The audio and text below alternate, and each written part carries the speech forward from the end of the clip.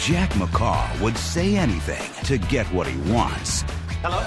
She's in labor? Go ahead. Stack your clock. Thank you so much. I got a baby on the way. Thank you so much. Twins? It's twins! Thank you. It's on the house? Oh, thank you so much.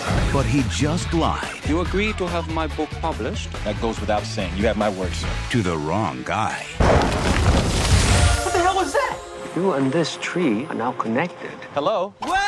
When you talk, all the leaves fall off the tree. I want my baby back, baby back, baby back. I want my baby back, ribs. What happens when a tree loses all its leaves? I could die? So throughout the years, there's been a lot of people saying when they see an Eddie Murphy movie, I wish he'd just shut up. Why can't he just be quiet? He's so loud. Let me tell you something. When he does shut up, not such a good thing. Really, it doesn't make any difference. Because he doesn't shut up and just be quiet. He's still gesticulating and moving around and acting like a goddamn fool. I know. So that motherfucker's teeth just kills me. I hate his fucking teeth. Yeah, it's like, because at least when he's talking, it's more direct and to the point. Otherwise, you got to watch him mug around a simple thing for 5 minutes. I keep thinking, does this motherfucker, like, does he think he's still doing motion capture for that fucking donkey? Because his face is going crazy, his body is going crazy. He thinks he's still in Mulan. Yeah, I never see Eddie Murphy in every scene, because in this movie he plays a literary agent who wants to sign this spiritual guru played by Cliff Curtis. Cliff Curtis, of course, is in one of my favorite movies of all time. He was Collateral Damage? No, get out of here. Shut up, you. You know better than that. Get out of here. How dare you? How dare you besmirch his name like that? No. He besmirched his own name. Shut up. He was the guy that wanted his shit pushed in Training Day. How can you forget? But Cliff Curtis, I love this guy, and he's such a versatile actor, which makes me so sad to see him in this movie. But he plays a spiritual guru who, when Eddie Murphy goes to see him, and of course he's been all loud and superficial and materialistic. He just says, look, I'm going to help you. And what happens is this tree just grows out of nowhere in Eddie Murphy's L.A. bungalow, nice, expensive house. And every time Eddie Murphy talks, no matter what he says, a leaf falls off this tree. And he goes to see Cliff Curtis. He's like, what the hell's going on with this tree? And he's like, well, once all the leaves are gone, you're going to die, so shut the fuck up. And we're thinking, we're all saying that too. Yeah, well, I'm with that, yeah. But then after that, we see, wow, the movie got worse after he didn't talk anymore. Yeah, have we mentioned the title of this movie? 1,000 words. No, actually, it's 1,000 Deaths of Eddie Murphy. Because every goddamn frame is literally killing Eddie Murphy's I thought you were going to say 1,000 words can't describe how bad this movie is. And I'm fair, man. I mean, go ahead. As it turned out, like, it wasn't Eddie Murphy who died when all the leaves fell. It was his career. Who would cast him in anything after seeing this atrocious piece of garbage? But no wonder they hit it for 4 years? It was made in 2000. Well, it wrapped in 2008. Now, here's the deal. Leon, I'm going to let you talk a little bit, but we got to give a little insight. Because listen, Eddie Murphy made the movie. I give actors a little slack because when they make a movie, they don't really know what the process is going to be after editing, marketing, and all that kind of hoopla. But as we said, Eddie Murphy has a track record of making bad family movies, and this one, even though it's not exactly a family movie, it's trying to be sort of a riff off of Jim Carrey's Liar Liar. Yeah. But this was made in 2008. It wrapped up then. It wrapped up. Wasn't really made. Wrapped up in 2008. It was supposed to be released in 2009 until some assassin came in and said, I want to kill Eddie Murphy's career, whatever's left of it, because there was no reason to release this movie. After it was announced that Eddie Murphy was going to be on the Oscars, they said, okay, we're going to push this movie till after he's on the Oscars. When Eddie Murphy backed out, they pushed the movie back up to the date that we have now. Somebody is actively trying to kill Eddie Murphy's career somewhere in Hollywood. I want to see that movie. It's probably the Academy of Arts and Sciences is like, oh, you going to back out on us, make us look bad? All right, motherfucker, we got something for you. Roll tape. Can you say Eddie Murphy that phone call? No, it's okay. Go ahead. And what you mean by that? Huh? No, we didn't mean that. Go ahead. After hearing this entire conspiracy revolving around this movie, part of me was thinking, oh man, that's fucked up. Maybe I should cut the poor guy some slack. But I realized when I looked up the director of this movie, this is the same guy who directed fucking Norbit. And me. So, and all I thought was like, Eddie Murphy, after Norbit, somebody, your mom, your agent, your relatives should have said, stay the fuck away from that director there. His name all is right? Brian Robbins. Oh yeah, Brian Robbins used to be one of the members of one of the cast members on Head of the Class. And Really? Yeah. He was an actor for a long time. Yeah. Okay. Yeah, and he directed some other WB show for the longest time. I can't remember what it was. Was it that frog? Oh no, it was Keenan and Kel. That explains a lot. Oh, wow. Well, despite that, the guy, it should also be on his resume that he once tried to kill Eddie Murphy's career too with that fucking movie. Well, to me, it sounds like it's one of these things where he's that bad friend, that bad influence friend that everybody knows Eddie Murphy shouldn't hang out with. But he's like, what? This guy's he's loyal. That's why I stick by him. Everybody's like, it's like you know what? Stick by your drug dealer, but this guy you need to lose. It's like for 3/4 of this film, it's the standard bad Eddie Murphy movie. Now, like not Norbit type of bad where it's just offensive and gross. It's just like that family-friendly Eddie Murphy bad. Yeah. You're like, oh God, this is boring. None of these jokes are funny. The setup doesn't make any sense at all. Like if you are the guy who, like, you've accepted that if you speak, it gets you closer to death, right? So you're not going to speak and you go to work.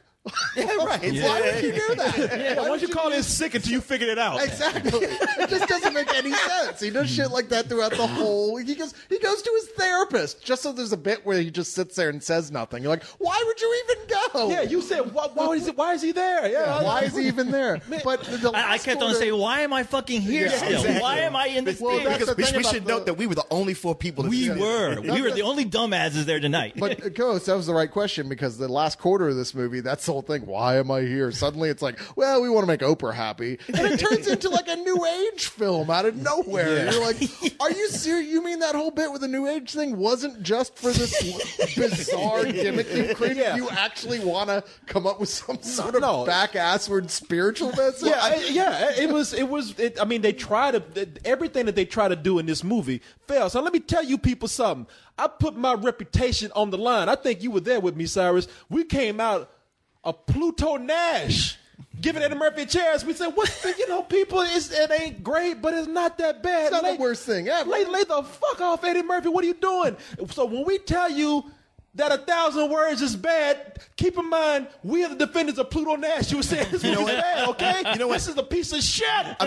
It makes me so happy to hear you say this. If there's any good outcome of this movie, all you Eddie Murphy apologists now will have to bend down and kiss my foot, as I've been telling you for years, for decades. It's been over for him. Kiss his foot, and then you can kiss my ass right after you do that. We'll have a line waiting for you. I can tell you right now, one reason I'm not shocked this came out in 2008, because his character is a high-powered literary agent. That does not exist. Yeah. Have you seen the publishing industry? That's ebooks now. Because he's riding around like he's Ari Gross or Ari Gold from Entourage, signing Hollywood people. These are books. You don't get to do that. The only thing I believed about his character was that his character always tells his little lackey that, hey, why are you bringing these books to me? I don't read. I don't fucking read. That was the only part of that movie I believed in Eddie Murphy playing. Because obviously that motherfucker didn't read the script. There were several clues along the way that something was wrong as far as the time goes. I mean, in the first series of jokes, there's a Shaq reference. Yeah. What? Shaq? What? Who's that? Later, he's supposed to be like this really rich agent, and he has a flip phone. Yeah. I didn't notice that one. And then let's not forget that on the chart they're saying you're more famous than this person. You're more famous than this person. And the highest person on the chart, who is it? Miley Cyrus. It's like no Justin Bieber to be found. And you're right, Leon. Let's not to mention that this is pre ebook. This is pre iPad. Yeah. It's like. If this was true, him being a literary agent, he'd be on the street with a cardboard sign right now. Fuck 1,000 words. He's going to be in his next movie. Things have changed so much in a mere 4 years. This is almost a period piece. It gave me a period. But it is one of these things where, yeah, you might, co-host, I'm with you like, oh man, it came out that long ago. I almost want to give him slack, but you know what? I give slack to Duke Clark. because he's just a Clark Duke. Is it Clark Duke? God damn it. Whatever. He's just. I want to give respect to Michael Clark Duncan. His name's not going to matter after this movie. Well, the thing is, you know what? True. He's a young actor, comedian. He gets a role in an Eddie Murphy movie. Of course, he's going to take it and do the best he can. Now tell people who Clark Duke is. Well, let's see. He was one of the best friends in Superbad. He was the kid in Hot Tub Time Machine. Yeah, he's the one that he was a funny Chevy lady. Chase said, "Hey, he looks like a girl." Yeah. He was in Sex Drive. Sex Drive, where he's the fat kid, but he's also the ladies' man. Which I love that. He's actually one of these young actors that, like, when I see him and stuff, I'm like, oh, I'm glad he's here. That guy always makes me laugh. Yeah, He was a guy I was actually rooting for more than Jonah Hill as far as a career in movies. yeah, exactly. But you know what? He's got to do whatever's on the page. You want me to do all the talking? No, I can't. I don't know what to say. Just do what you would do. Is that good? You're starting to think you stood us up. Robert Gilmore, VP of Acquisitions. This is Gil Reed, head of marketing at Simon & Schuster. Handshake. Come on, man. We are brothers. Hit me hard and high, Gil. Bam. That's right. Aaron Weisberger, agent, friend of mankind, and a lover of every book you guys have ever published. Come on, what is this, Mickey D's? Let's get some service up in here. Got a man with a bad case of the dry mouth. Why don't you sit your ass down? Come on. He tries, but there's nothing he can do. You know, but he's not the only one that tries. The sad thing about this movie is that once they take away Eddie Murphy's ability to speak, it seems like now it's up to the rest of the cast to make this movie funny, which is really torturous to watch because it's almost like a fan running up to Eddie Murphy and trying to make him laugh, to where they get so ridiculous and over the top, you think, are they living in the land of retards? Well, because I mean, just watching them so absurd, and it's painful. It's painful. Well, the reason why is because this is really seriously a one joke movie. There's nothing outside of the premise of him not being able to speak, and we've seen one joke movies work before. I mean, we mentioned Jim Carrey's Liar Liar, but every reaction that people have to Eddie Murphy's silence is so extreme. It is. I mean, it's not only an extreme reaction, but it's an extreme joke that doesn't work. For example, when he goes to his job, the person who valet parks his car, when Eddie, he says, "Hey, Mr. whatever your character's name in this movie, did you read my script or book? My book or whatever. My manuscript. My manuscript." And Eddie Murphy can't speak. And instead of the guy being like, okay, you sound like you're sick or something, I won't bother you. He's like, oh, you didn't read it? Well, what kind of asshole are you? Oh, I'll park your car, right? When he can't talk to his wife, played by Kerry Washington. She's like, You say what I want you to say. Talk to me. What's wrong? Oh, well, you know what? I think we need to take a break. It's like, wow. And that probably bothered me the most in this whole thing because the premise is so flimsy that with her character, all they know how to do is to where, oh, he can't talk. Well, she's going to act so over the top and inappropriate that it's like, okay, there's nothing left for her to do but just be a complete fucking bitch the whole time. And the thing is, every character is acting just like her. I mean, to his lackey buddy, to his boss, just to anybody who interacts with this guy. And it's a joke that keeps going and going and going, and there's no end to it. I mean, because I was like, wow, is there going to be any kind of break from this shtick that didn't even work to begin with? Oh, but there is a break, and that's even worse. When they try to be serious and show, but he's a nice guy at heart. When they show his mom who has Alzheimer's, and that's his place where he goes and he tries to be the good, dutiful son, despite the frustration of the fact that she thinks he's her dead husband, who he himself hated. Which is just creepy. She almost wants to fuck her son. It's pretty creepy. That's all I could think about. The movie that is played for nothing but just madcap wackiness that's not funny, and then suddenly goes, for like 10 minutes while he goes and talks to his mom with Alzheimer's, which, by the way, does not belong in any comedy anywhere. Ain't nothing funny about that. Wow! Shit. And as it goes along, it goes later on, like I said in that last third, where it wants to be a message film or whatever, turns into Eddie Murphy's Tree of Life all of a sudden. Right. Well, yeah, when it tries to get sentimental near the end, even that doesn't work. Embarrassing and stilted. Yeah, everything feels forced in this movie, and there's no progression of this character. There's no true, genuine feelings in this movie. It's just a film where somebody said at that time, Eddie Murphy's hot, let's make another vehicle for him, and Eddie Murphy made another fucking wrong decision. And let's give the guy some fucking speed while we're at it. Yeah, I mean, who was his mother in the movie? Ruby Dee. Ruby Dee. That was the saddest thing to me. Ruby Dee classic actress. I mean, if anybody knows, I thought she was good in the part. It's just like she was in a different movie. She's it, but I'm talking about classic black Hollywood. You know, when we look, she was synonymous with Ossie Davis. Yeah, right. I mean, they were married forever. Two actors and an actor and an actress who, for their time, fought to be featured in a predominantly white dominated Hollywood when people didn't want to give them a chance. And that struggle was for what? To nearly end your life being a fucking Eddie Murphy's 1,000 words. Hell, you're teaching me something because she's so goddamn classic. I don't even know who the fuck she was. Ossie Davis died. I guess she just said, fuck it. Yeah, I mean, it's a different time period, whatever. But they just said Eddie Murphy. You're going to be in a movie with Eddie Murphy. Yeah. See, that's the thing. Everybody who's in this, what they knew, their agent said, like, I got you the new Eddie Murphy film. And they went like, well, shit, he's big. Well, I mean, even though he's not anymore, but still, he's a name. At least you know you're getting in a theatrical release film exactly. at that point. So. Yeah, or at least you thought. Yeah, well. or it's a Chinese proverb now, be careful what you wish for because you might get it. It's like somebody was carrying that film to the dumpster and then they accidentally tripped and that film canister rolled its way into a movie theater and somebody's like, hey, Eddie Murphy, what the hell? What's this doing here? Just fucking useless. Just useless, this movie. I'd rather see Best Defense 2 at this point than the shit he has been churning out. And this is no exception. It's just more of the same. It's not worse than a lot of his recent stuff. It's just more of the same. It's the same bullshit from a guy who hasn't learned a fucking thing. Even by 2008, when this was made, he should have known better already. Oh, yeah. Eddie Murphy, Eddie Murphy has a cadence. That's what's wrong with Eddie Murphy right now. He has a cadence that I still, God forbid y'all gonna hate me for saying this, but I know there's a talented thing inside Eddie Murphy somewhere. Seriously, what is it going to take with you? What is it going to take with you? I can take, because I'm telling you, that at some point, what's it going to take with me? You what? For him to actually do something good.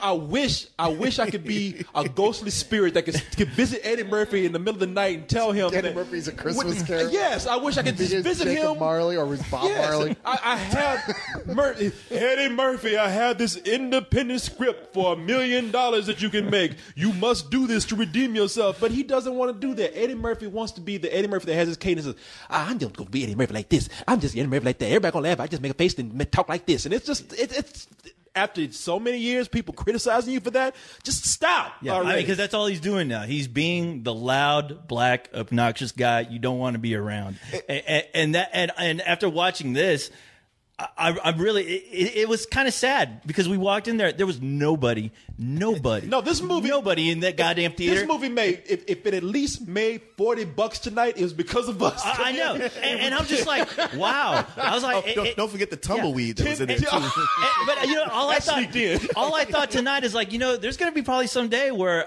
I might have to convince some kid that Eddie Murphy was actually funny at one point. He was a comic genius. I'm actually expecting to wake up tomorrow to the doorbell ringing and there being news crews outside going, so you were one of the 4 people who paid to say 1,000 hours. Why? You dumbass. 1,000 words. You keep saying 1,000 hours. Because it felt like 1,000 hours. How much was it to get in there? $8? $10. $10. Okay, the movie made at least $40 on the tumbleweed that Leon's talking about. It sneaked in.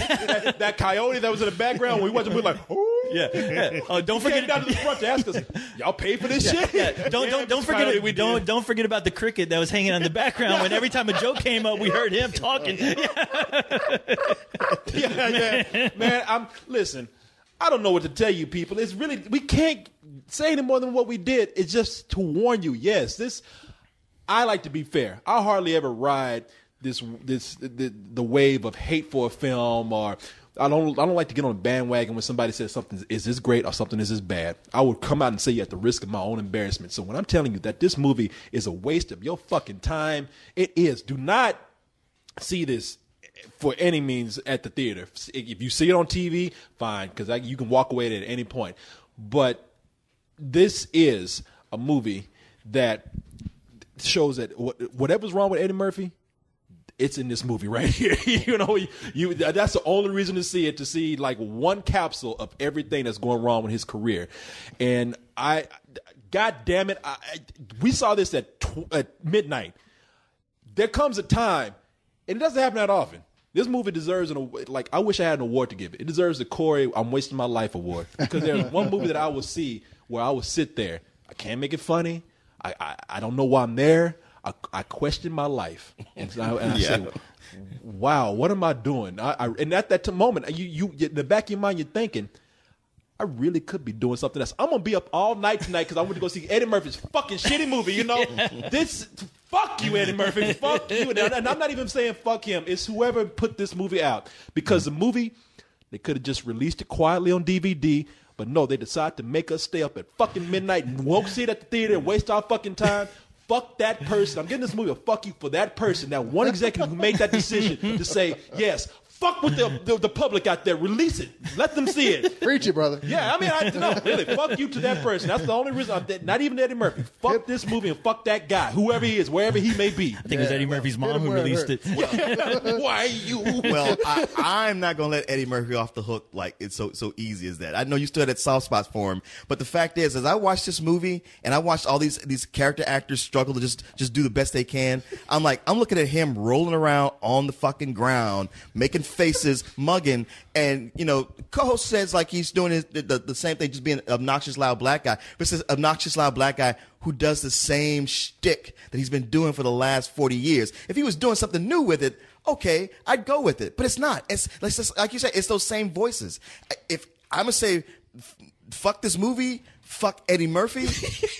But more importantly, fuck Nicolas Cage, who was a producer on this movie. Oh, that's right. Ghost Rider? Movie. Yeah, exactly. He wasn't up. Ghost Rider? It wasn't enough to stick us with Ghost Rider 2. He came back for a double tap with this movie. It's such an insane idea. Like, who saw this and said, yeah, that makes sense. We should make a movie out of that. Ghost Rider did. Exactly. Nicolas Cage is like, yeah, sure, makes sense to me. Exactly. Nicolas Cage is getting vengeance on his audience or something.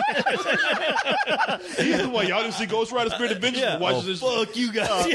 And you know what? And honestly, like the thing that I didn't stress enough that I hate about it is that the movie it's pure shenanigans because it's trying to have it both ways. It's trying to be a raunchy comedy, but a family-friendly film too. It's like, oh, it's all about the kids and you take care of your kid, you be a good father, be a good guy, but. You say fuck you ever so often. Well, he never said fuck you. No, he throws the finger. No, does he? Yes, he does. They can do that they can even do that in PG movies right now. But there is two things that make the movie mysteriously cross over into an area where it could have been a Nickelodeon film almost. He says shit numerous times. Yeah. Either shit or bullshit. And there's a scene where Kerry Washington, as fine as she is, but there's a scene where she's in lingerie trying to convince him that they need to make their marriage more exciting.